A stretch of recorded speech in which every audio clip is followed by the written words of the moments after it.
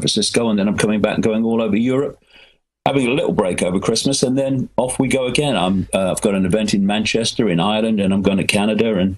And the interest is amazing because, as you know, mate, we've had many chats over the years, and what's making people look at my work more than anything else is that what was said in books and talks years ago, decades ago in some cases, is actually now being read on the television news.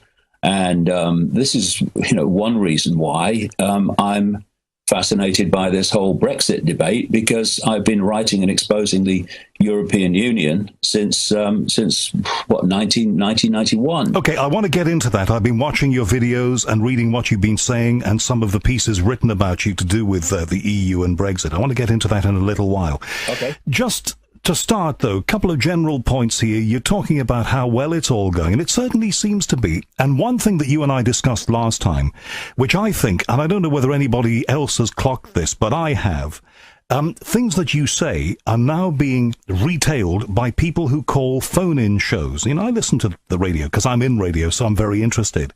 Yeah. And I now hear points that you've been making for years being retailed by callers to phone-in shows. And occasionally, if the phone-in host is knowledgeable, they will know, and it's not often this happens, they'll know it's come from you originally, and they will say, yes, but that's a David Icke point. And, of course, they will use that as a reason for shooting the caller down in flames.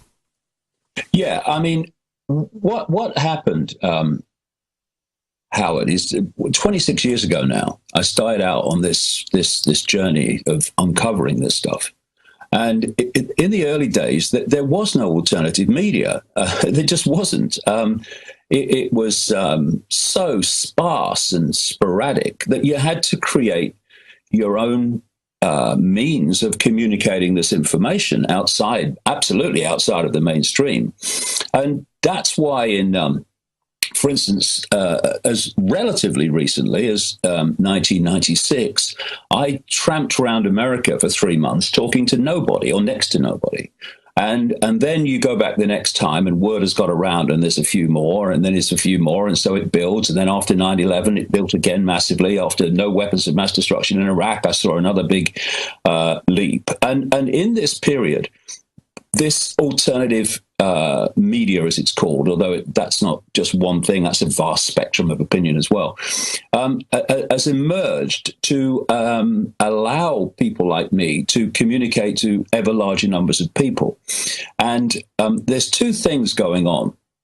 First of all, there is, as I've been writing and talking about all this time, there is a hidden hand pushing the world in a particular direction that Orwell would have been familiar with, and then some beyond Orwell. And secondly, it's efforts to suppress knowledge of that coming into the public arena. And for a long time that was successful, but it's less successful now because of this alternative media.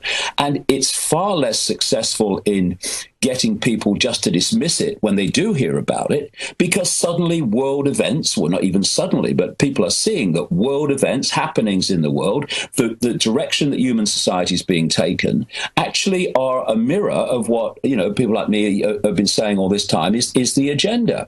And the reason that my books are now in effect being read on the television news in changes in society is very simple. It's not because I sit here in a darkened room pulling it out the ether. It's very simple. If there is an agenda to take the world in a particular direction, and you uncover that, and then you communicate that, unless there is some intervention to stop that agenda unfolding, and so far there has not been on any major scale, that's the whole point of what I do, then you can predict the future, because the agenda is designed to be the future. Thus, unless something intervenes to head it off, that will be the future. All right, isn't there a sizable downside, though, David, about this? And yeah, we've touched on this before, but never really gone into it.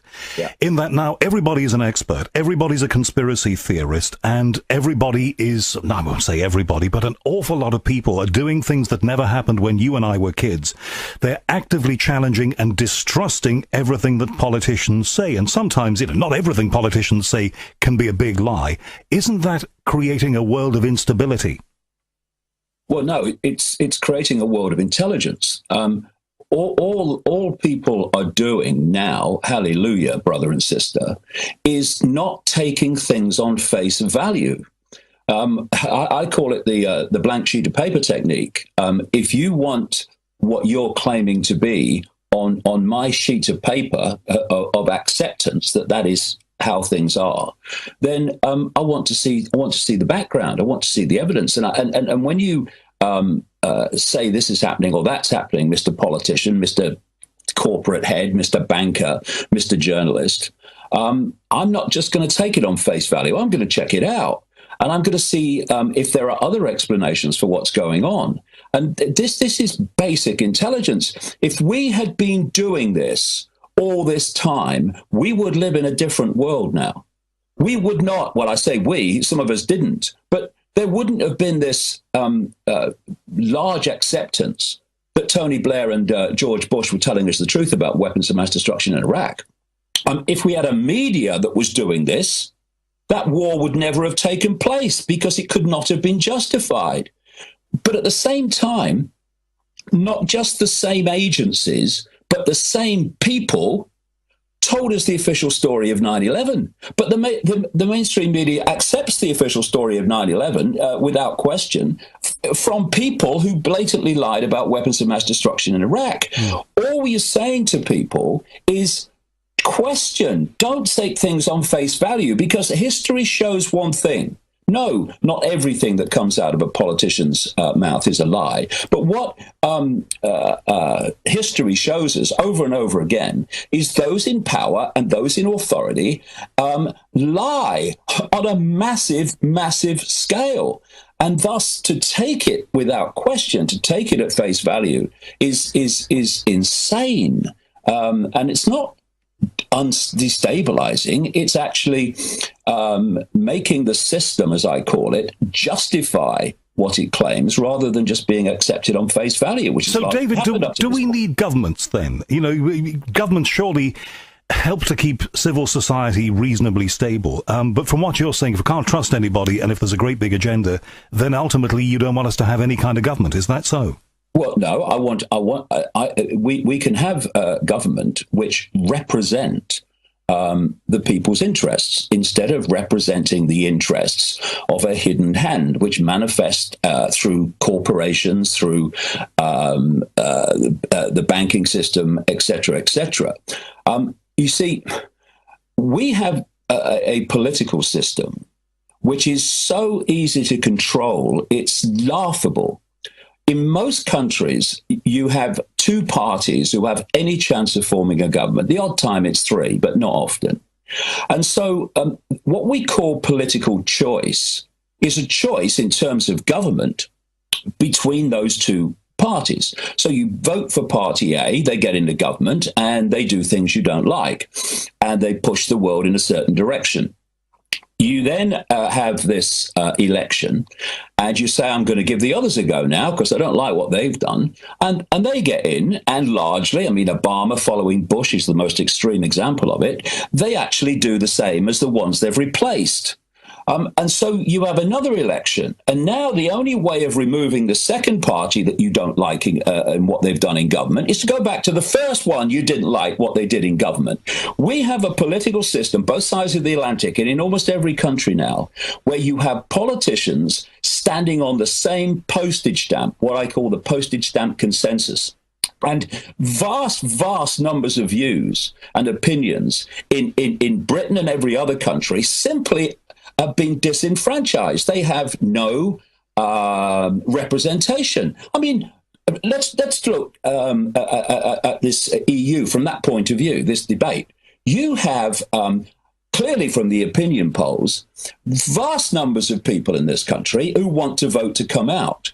Who are they represented by in terms of the political parties? You've got the Cameron wing centre of the Conservative Party supporting staying in. You've got their apparent opposition, the Labour Party, doing the same. You've got the Green Party doing the same. You've got the Liberal Democrats doing the same. You've got the unions doing the same. It's not as simple as that, is it? There's a widespread of opinion, even within the ruling Conservative Party here. We see Boris Johnson on the outside, David Cameron, the Prime Minister, and his Chancellor of the Exchequer on the inside. It's not as black and white as that, is it? This is democracy. Wait a minute. First of all, let's look at what the point you're making here.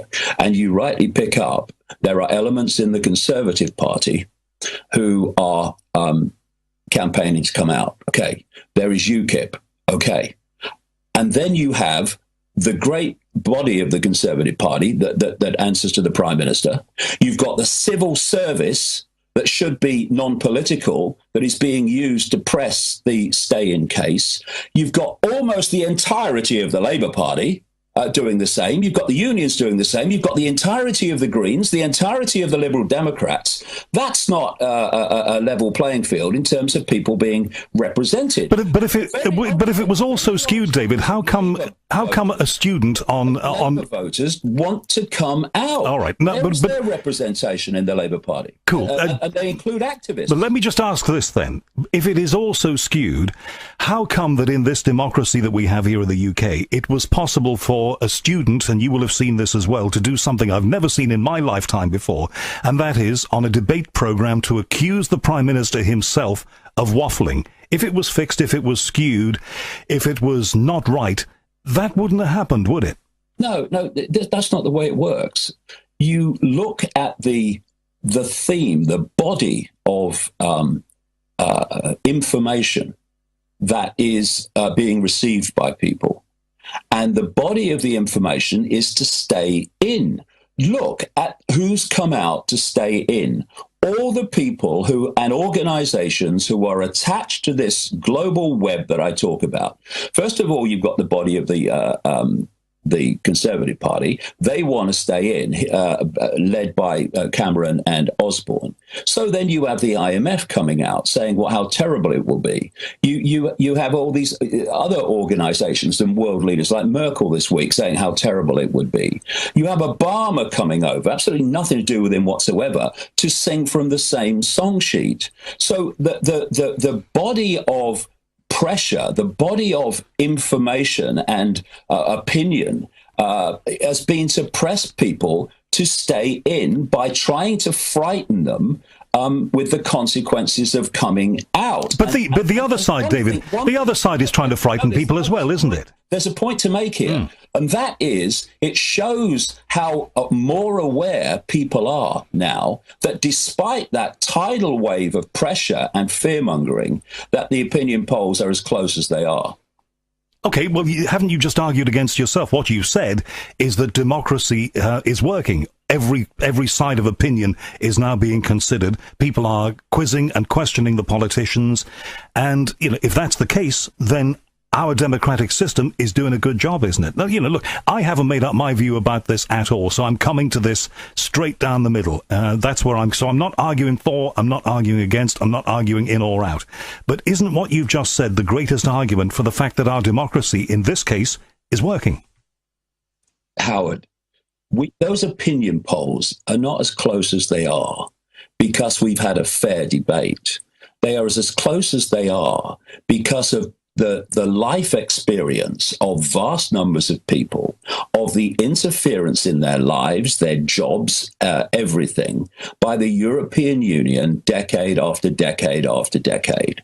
And let's not forget, in this democracy, we have a government in power with 37% of the vote. This is turning out to be close because people have, A, got informed in greater numbers about the EU, and B, their own experience of how it impacts upon their lives. Okay, I've had some questions and some comments about this. Alison has been in touch. She's a regular listener of the show.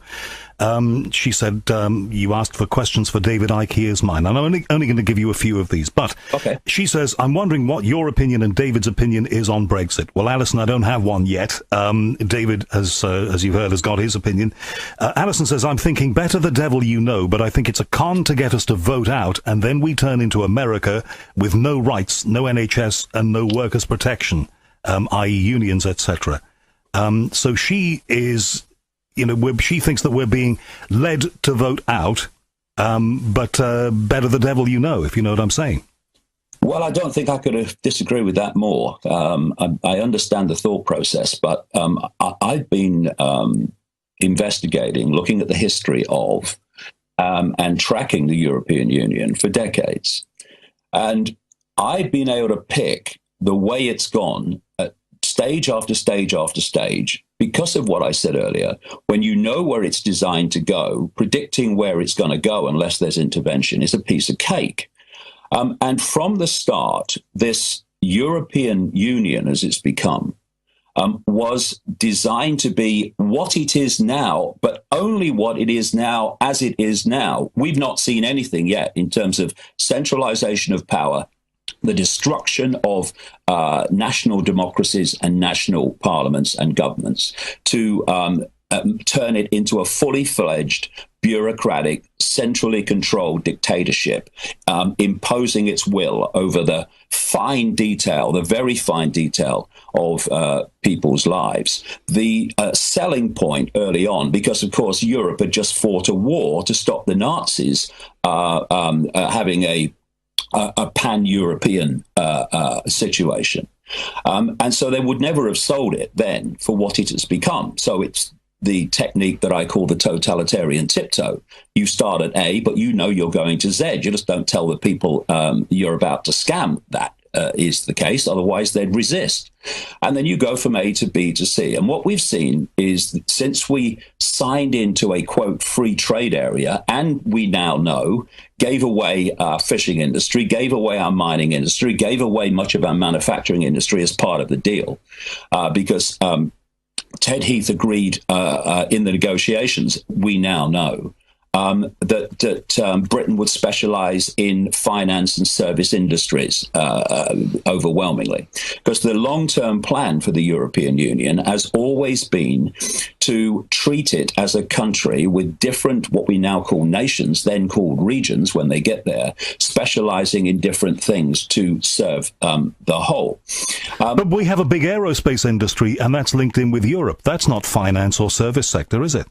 No, but I'm saying what's happened in terms of what we had before. This is not me talking. This has come out in documents, government documents, under the 30-year rule. When they came out and Ted Heath was asked on the BBC, did you know when you were negotiating that it was going to involve political union? His reply, yes, of course. But he never told anyone else at the time. And so what we've had across Europe since this began is selling a free trade area and then more and more centralization of power until we've got this bureaucratic dictatorship, which is only, like I say, where it is now. It's not where it's meant to go. And so when I hear people like Jeremy Corbyn, who has spent his political career opposing the EU, as did his friend Tony Benn, when you hear them say that we can reform it from within, it is beyond ludicrous to suggest that this project is not to give power away and be reformed. It's to grab more and more power. That's what it's there for. And it's not to let countries out unless it's kicking and screaming doing so, because the idea is to pick off more and more countries with free movement within the European Union. So where we are now is not where we meant to go. Now, in reply to that point about, it's protecting us from the extremes of the Tory party, well, I wonder if the people of Greece will agree with that.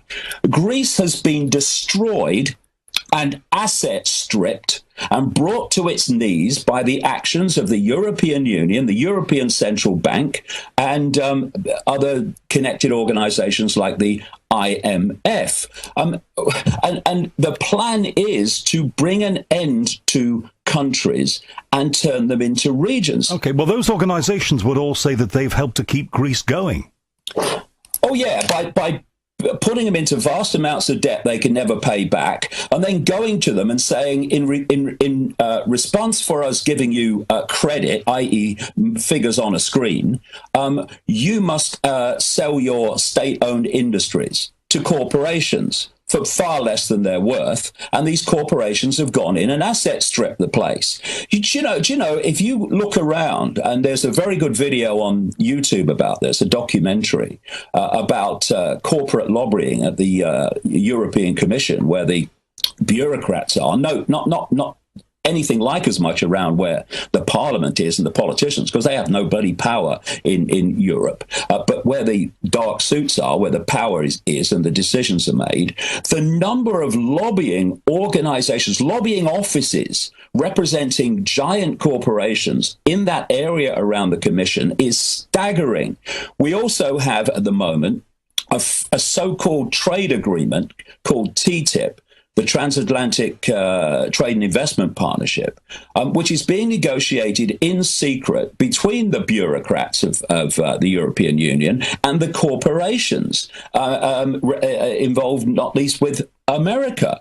But as part of our democratic process, David, there are people in this country raising very loud concerns about that. Isn't that how it should be? That there is democracy at work. People are opposing TTIP, whatever proposals will finally emerge. Howard, why isn't it being negotiated in public, with public oversight?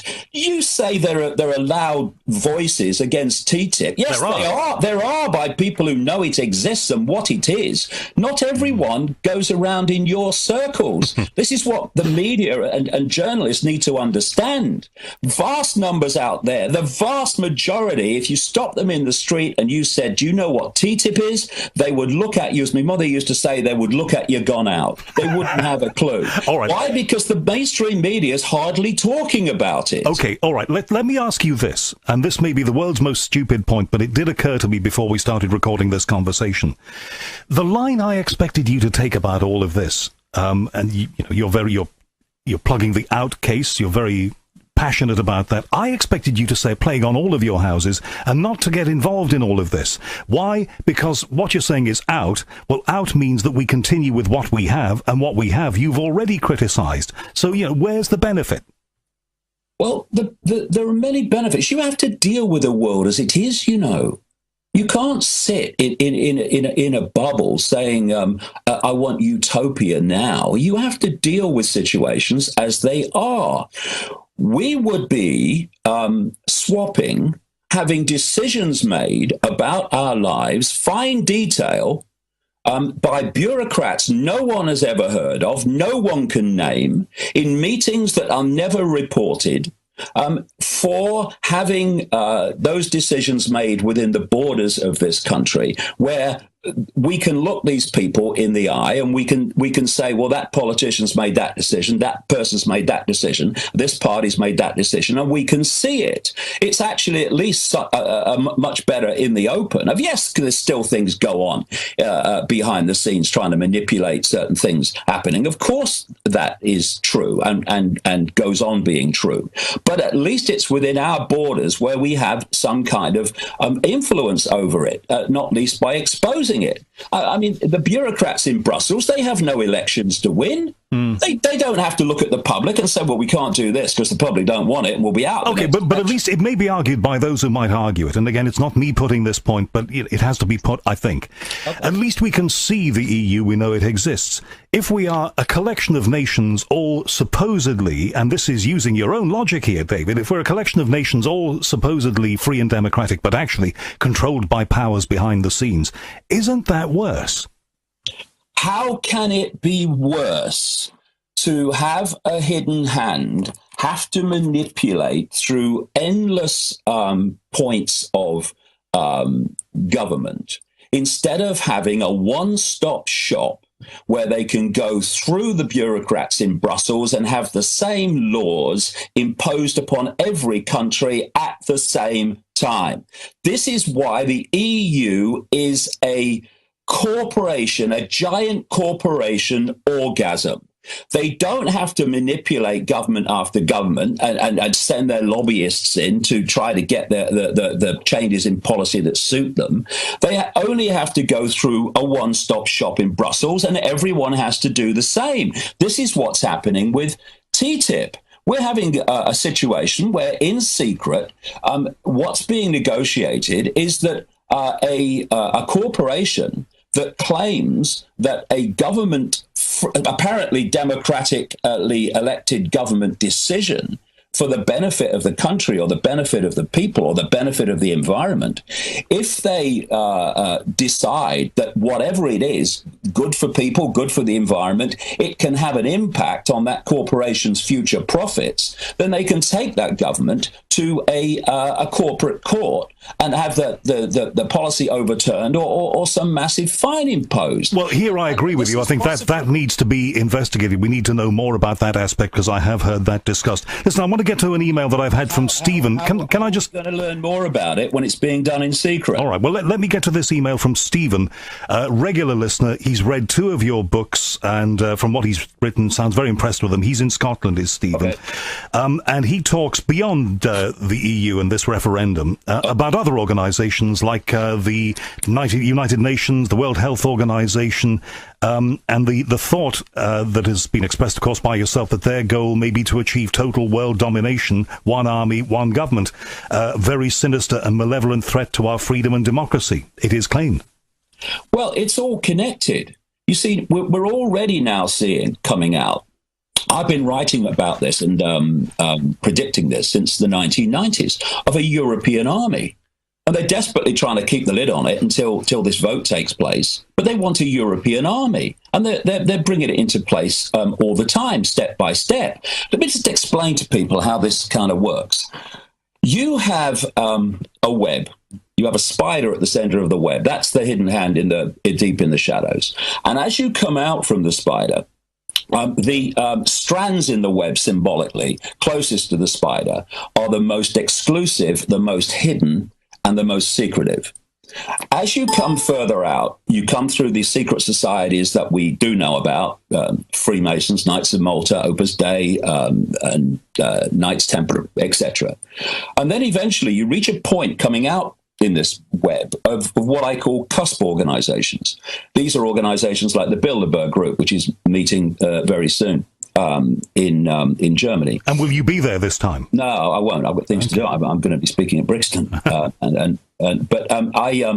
Then you've got the Council on Foreign Relations in America, which drives to a very large extent American foreign policy, and has done since it was formed by the Rockefeller family in 1921.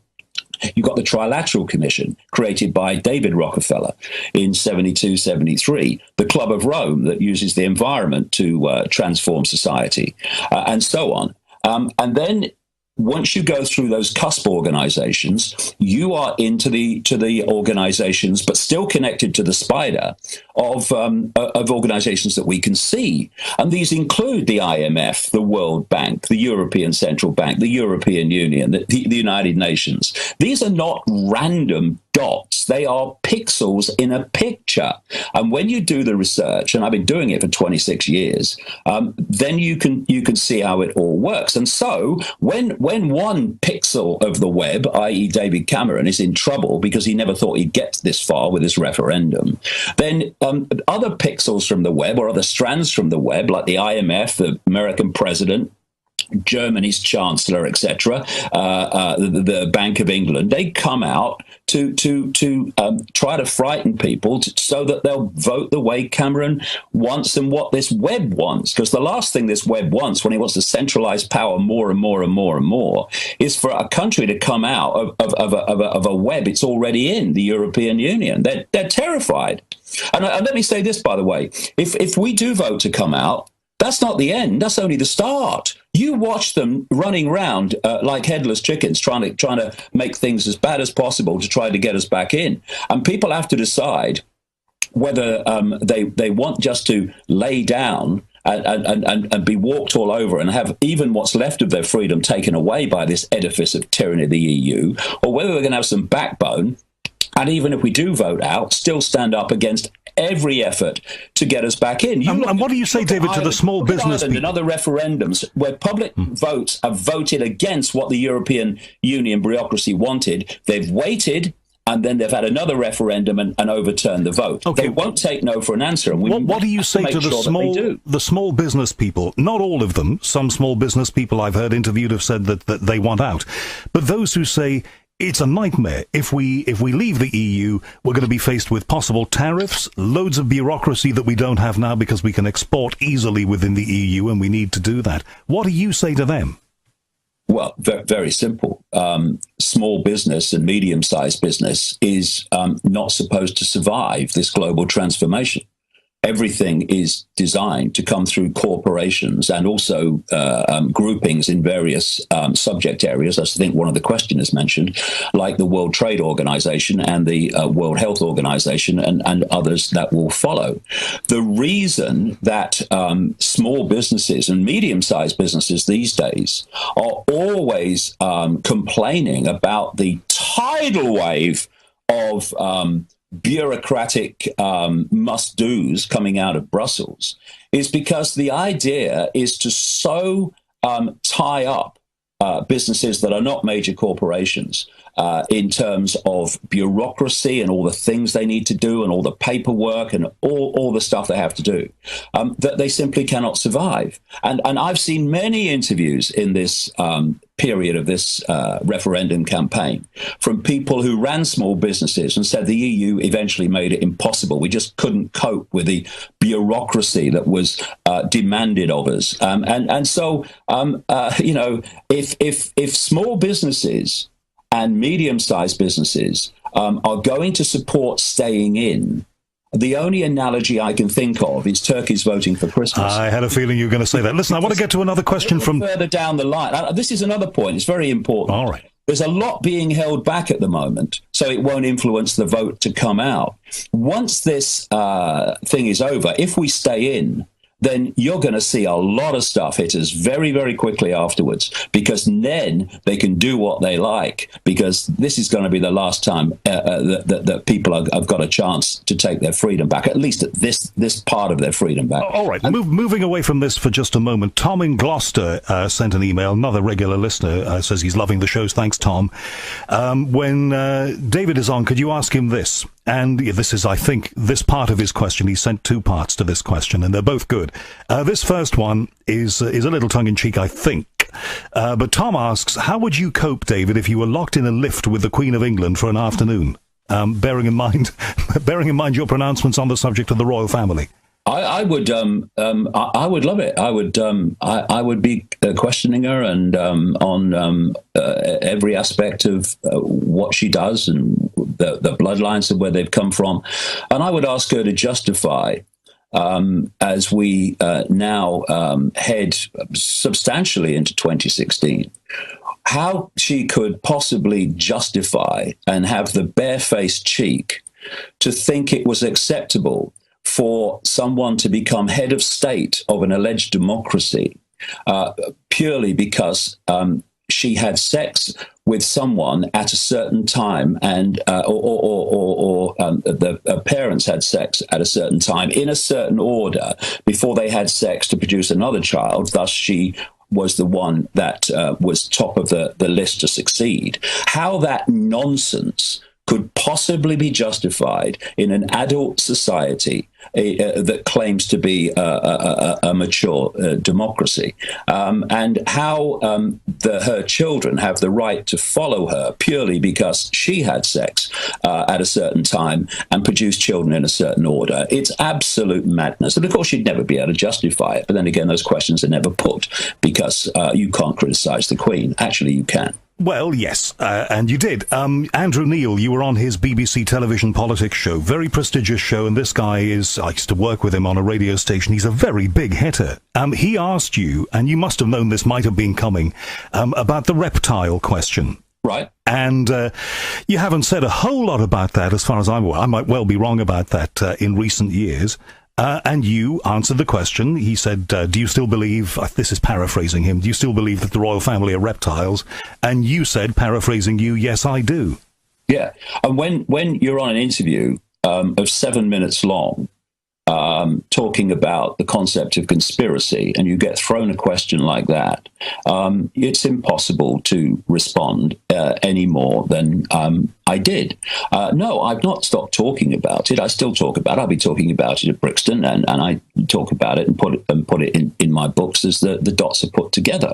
However, you know, when I talk at Brixton, I'm going to be starting at 10 o'clock in the morning, and I'm going to be finished just before 10 o'clock at night in 4 sections, each of which are going to be about 2.5 hours long. And the reason is that there are so many dots to connect. There's so many explanations about the illusory nature of physical reality, which is what the cutting edge of even mainstream science is now holding its hand up and realizing that this world is not physical, even though we experience it as such. And thus, if the world is not physical as we perceive it, then things that appear impossible, if you think the world is solid, suddenly become possible. And I was listening to an interview the other night with a guy, I think it was called Elon Musk, the guy who's started eBay, and he is an entrepreneur. And he's also into private space exploration, yes. All that stuff. And he made an interesting point. He said, if you take the Earth against the size of the perceived size of the universe by mainstream science, then the Earth compared with the universe, even in this tiny band of frequency that we can actually see, represents 1/1000th of a pinhead compared with the size of the universe. So the idea that we humans on this 1/1000th of the head of a pin are the only life forms is so ludicrous, so insane, so stupid, it's breathtaking. And when you start from that point of view, having non-human manipulation of our society from the hidden through certain bloodlines representing that hidden force, becomes suddenly, well, let's look more into this. But the scale of programming, and this is the point, this is the real foundation of human control, the scale of perception programming, the programming of the alleged normal, what I call the postage stamp consensus, is so fierce and so total in so many people that they laugh by reflex action that some non-human influence could be happening when we're on a planet, and there's a lot to be said even about the nature of that, that's 1/1000th of the size of a pinhead compared with the universe. I mean, what? But you say this week is prestigious. Well, I suppose it is for people who think it's prestigious. That's Andrew Neil's show, yeah. Yeah, but what it does and takes as its point of reference is the postage stamp consensus of normal. Therefore, it's not going to go anywhere.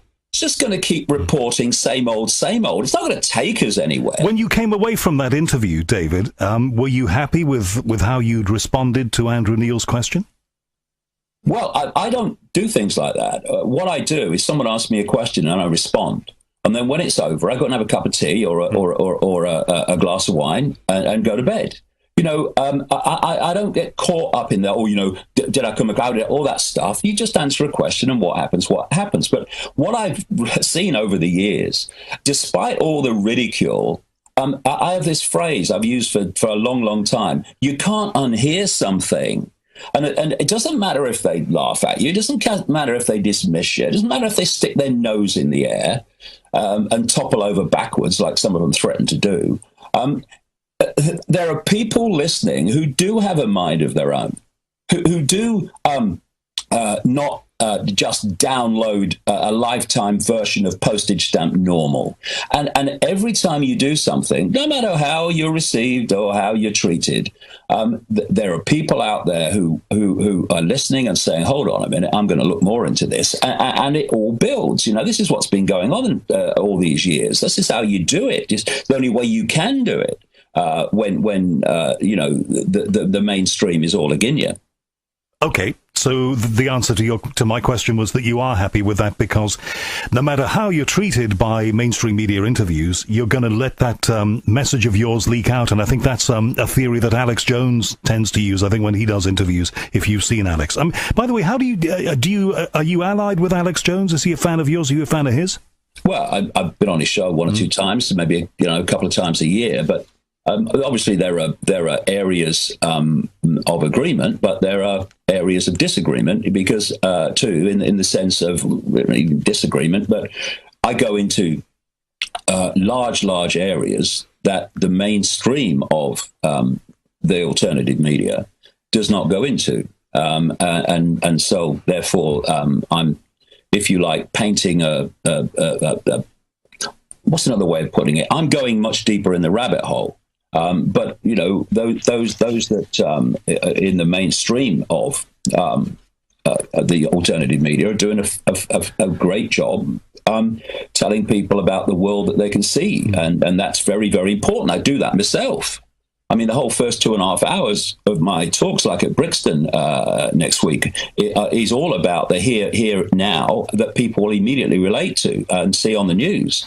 And then I go deeper and deeper and deeper the longer the day goes on, to put that first section of this is the world we see in a completely different context. And that's when, you know, the postage stamp consensus calls an ambulance, gets on a life support machine, and looks for help, because it's so far away from that I go into that it's funny. I want to get to the second part of Tom's question. He sent me a very short email, but I love the two parts of his question. The other part of his question is this, and I've sometimes wondered about this. I'm sure a lot of people have. Essentially, Tom is saying that a lot of people who whistle blow or speak beyond the mainstream view of things get, and this is Tom's word on this is a quote from him, this isn't me, some of those people get, quotes, taken care of. And given that he preaches his views to thousands of people exposing the crimes of the world's ruling elite, 26 years on, he's still doing it. In other words, you haven't been stopped, says Tom. Well, I've not been stopped by having a bullet in the head, but I've had my life made incredibly difficult, and I've been banned from countries for periods of time. But I mean, let's look at it this way. Let's look at it from their point of view. In 1991, I couldn't walk down any road in this country without being laughed at by most of the people, often all of the people. Going into a pub was uproar. And I was portrayed as the crazy man. Very few people, even in history, could have gone through the intensity and mercilessness of the ridicule that I underwent. I then started uncovering all this stuff and communicating it. If you were the people I was communicating about, you would not have any problem with that whatsoever. In fact, you might think, well, this is good because they're laughing at him. They're going to laugh at the truth that he's actually telling. And then I started producing books. I started going out. And then suddenly there was this increasing change of perception of me.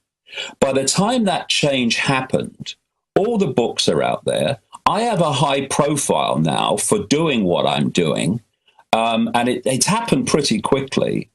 What benefit would there be in taking me out now, except to give what I'm saying fantastic credibility and a massive, massive library of information, written and on video?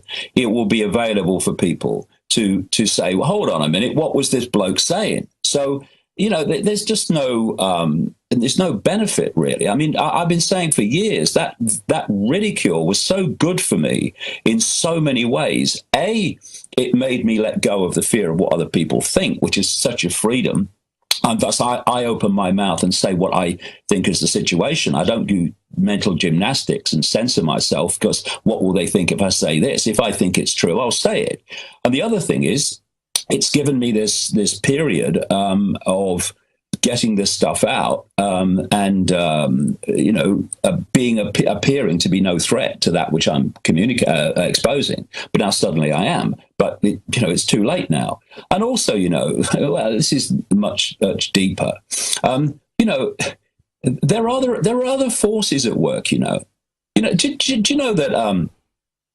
According to mainstream science, the electromagnetic spectrum is 0.005% of what they think exists in matter and energy. And the frequency range that we can actually see, which they call visible light, is a fraction of that 0.005%. We can see basically nothing. And even within that tiny frequency range that we call the world that we can see, the planet that we are on is 1/1000th of a pinhead compared with the universe that we can see, even within that tiny frequency range. Do you know, I think that there is more to know about the world than the postage stamp consensus wants us to believe. And so there are other forces at work. It's not a matter of coming into this world and then you do something this elite doesn't want and it goes bang, bang, thank you. Where's the next one? There are other forces at work here. And it's not as easy as just taking someone out. It's not. I promise you that. Do you ever wonder, David, and here's a question I've never asked you before in the many conversations that we've had. We all think, don't we, what would life have been like if we'd done X, Y, or Z? In your case, do you ever wonder what would have happened if you'd continued to be a BBC television sports journalist, or you'd continued with a football career and you hadn't done all of this? No, because it was never going to happen. See, my life, and if people just look back at their own lives, they'd see a similar pattern, at least the vast majority would. You come into the world and your conscious mind is aware of what your conscious mind is aware of. But your conscious mind is a tiny fraction of our awareness, our consciousness. I mean, even, people talk about the subconscious. Well, what is the subconscious? It's a vast spectrum of awareness that the conscious mind is not aware of. Another mainstream scientific fact, that every second the brain is receiving 11 million what they call sensations, like snapshots of reality, if you like. And the brain takes that 11 million a second and uses about 40 per second to create the reality that we think we're seeing. So the amount of our awareness, and the subconscious takes the lot in, it absorbs the lot. And therefore, there are other levels of us that know more than the conscious mind does. And so my conscious mind's going through at that time, looking at dots. Okay, I was a footballer, dot. I was a journalist, dot. I was a television presenter with the BBC, dot. I was a Green Party politician, dot, and so on. But when I had my, if you like, awakening to all this in the early 1990s or 1990, all that had gone before was a tremendous benefit because of how I'd seen these things, these organizations, and worked within them, that I was now understanding from a completely different level. I'd also gone through that mass ridicule, which had cleared me out of the fear that what other people think. So there was no self-censorship and no worry about, what will they say? Couldn't care less. And I'd had my dream through my childhood and teenage years of becoming a professional footballer taken from me with rheumatoid arthritis at the age of 20, around 20 years of age. And I had that massive emotional upheaval to deal with, which was very beneficial to me in making me very emotionally strong. So it wasn't a case of, what if I'd have gone on being a footballer? What if I'd have gone on being a television presenter? That was never in the script. I got from them what I could have a benefit for what was coming later, and I didn't know. Okay, so other levels of me did. So it's not even a question, because it was never going to happen. And what would you say to those who may email me and say, and here I am setting up a straw man, and I'm sorry for that, but, you know, they may say, well, what your current persona as writer of books and philosopher about the world and conspiracy theorist, some people say, what it's given you is it's kept you in the public eye. And they might claim that that's why you've done all of this, because you wanted attention, and here was a way to get continued attention. You know, yes. I tell you what, do you know what, Howard? Ever since I was a little kid, I had this dream. I had this fierce ambition that I wanted to be ridiculed on an historic scale, that I wanted to be laughed at wherever I went, that I wanted to be abused and ridiculed in the media, that I wanted my name to be said by a comedian with no joke necessary and the audience would laugh. I dreamed of that. I mean, hello, I went through that because I believe in what I'm doing. And other people say, he's only doing it for the money. I'm sitting now in a one-bedroom flat on the Isle of Wight, which is where I've lived since virtually the 1990s. And I'm sitting in an office which is so small, if I swung a cat, it would hit the wall. And that's where I produce everything. But see, people judge others by themselves. So they look at me, for instance, and it's not just me, it's others. And they say, well, hold on a minute. He's gone through all that ridicule and he's doing all this. So there's got to be a catch. He's either doing it for the money. He could be mad. That could be an explanation as well. Or he just wants attention. What they can't grasp, because they wouldn't do it for the same reason, is that I came across information about where this world is being taken and where it has gone in the 26 years that I've been talking about it. And I look at kids, and I look at my grandkids, and I look at young people today, and I look at even generations older than that, well older, and I see the world they're going to live in unless they are alerted to where it's going and we get together and do something about it. And therefore, once you know that, there's no walking away. You take whatever comes your way, because there's no walking away from that. To walk away and say, oh, I'm going to do this and going to do that, and I'm going to just retire or whatever. How could you get up in the morning and say, oh, I think I'll go on a cruise? How can you do that when you know what's unfolding for people? That's my motivation. And again, whether people believe that, I couldn't give a damn. The only person I have to be at peace with is myself, and I am.